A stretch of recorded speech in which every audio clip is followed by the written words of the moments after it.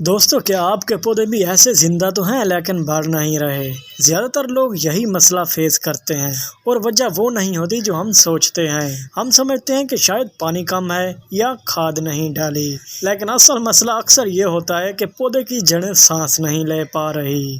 جب مٹی بہت بھاری ہو یا ہم بار بار پانی ڈال دیں تو جڑوں کے ارد گرد ہوا ختم ہو جاتی ہے، جڑیں کمزور ہو جاتی ہیں اور پودا بس رک سا جاتا ہے، نہ مر رہا ہوتا ہے اور نہ صحیح طریقے سے بڑھ رہا ہوتا ہے۔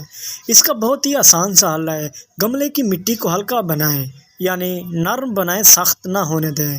اس میں تھوڑی سی ریت یا پھر کوکوپیٹ یا پھر پرانی گلی سڑی گوبر کی کھاد ملائیں۔ اس سے گملے میں مٹی نرم بھی ہوتی ہے اور پودے کی جڑیں سانس بھی لیتی ہیں، جس کے بعد اس مٹی میں پودے کی جڑیں تیزی سے سروائیو بھی کرتی ہیں اور اوپر سے پودا بھی گروتھ کرتا ہے۔ پودوں کے لیے ہمیشہ اچھی اور سافٹ مٹی استعمال کرتے رہیں۔ اور دوستو گملوں میں پانی صرف تب دیں جب مٹی کی اوپری سطح فلی طور پر خشک ہو جائے۔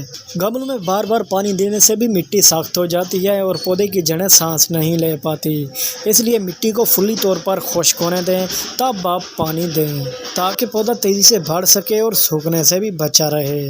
دوستو ایک بات اور بھی آپ کو بتاتا چلوں کہ ٹھنڈ کے موسم یعنی سردیوں کے موسم میں پودے کی گروتھ تھوڑی سی رک جاتی ہے، جس کی وجہ سے پودا سٹریس میں چلا جاتا ہے۔ اس لیے آپ اس ٹائم تھوڑا سا ویٹ کر لیں، کوئی بھی کیمیکل والی کھاد پودے میں نہ ڈالیں، ورنہ آپ اپنے پودے سے ہاتھ دھو بیٹھیں گے۔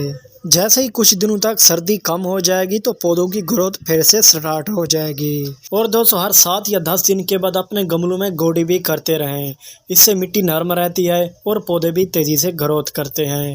اگر آپ کو یہ بات فائدہ مند لگی ہو تو ویڈیو کو لائک کریں اور شیئر بھی کر لیں اور چینل کو بھی سبسکرائب کر لیں تاکہ ایسی ویڈیو آپ کو بھی ملتی رہے۔